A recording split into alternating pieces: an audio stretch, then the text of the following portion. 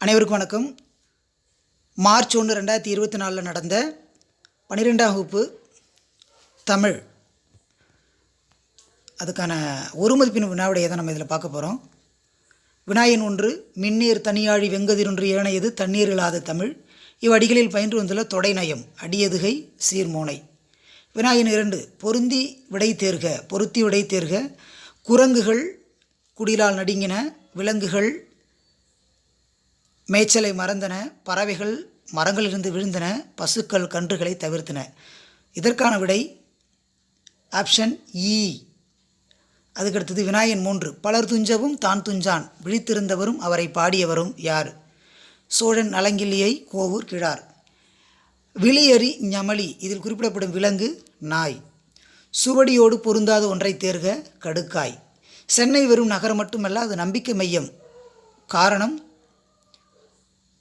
மென்பொருள் வன்பொருள் வாகன உற்பத்தியில் பங்கு, மென்பொருள் ஏற்றுமதியில் முன்னிலை, நேரடி மறைமுக வேலைவாய்ப்புகளின் களம்.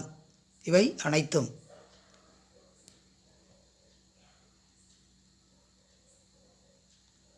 சரியானவற்றை பொருத்தி தேர்க. காதை சருக்கம் இளமகம் படலம், கந்தபுராணம், சீவக சிந்தாமணி, சூளாமணி, சிலப்பதிகாரம். ஸோ இதற்கான ஆப்ஷன் ஆ. 7 ஆண்டு இயற்றி ஓர் 6 ஆண்டில் சூழ்கடல் மன்னர்க்கு காட்டல் தொடர்களில் வெளியிடப்படும் செய்திகள் ரெண்டுமே சரி. மாதவி 7 ஆண்டுகள் வரை நாட்டியம் பயின்றால் 6 வயதில் அரங்கேற்றம் செய்ய விரும்பினாள். வினாயன் 9, எளியது அரியது என்பன. இதற்கான விடை சொல்வது, சொல்லியபடி செய்வது. சொல்லுதல் யாருக்கும் எளிய அறியவாம், சொல்லிய வண்ணம் செய்யலாம். அந்த குறளுக்கான விளக்கம்தான் இந்த கேள்விக்கான பதில். உண்டு பிறந்து வளர்ந்த இடந்தனில், இதில் இடம்பெற்றுள்ள பெயரச்சம் எது அப்படின்னா வளர்ந்த. சர்க்குணரின் உரையை கேட்டு தூண்டப்பெற்ற மயிலை சீனி வெங்கடசாமி எழுதிய நூல் கிறித்துவமும் தமிழும்.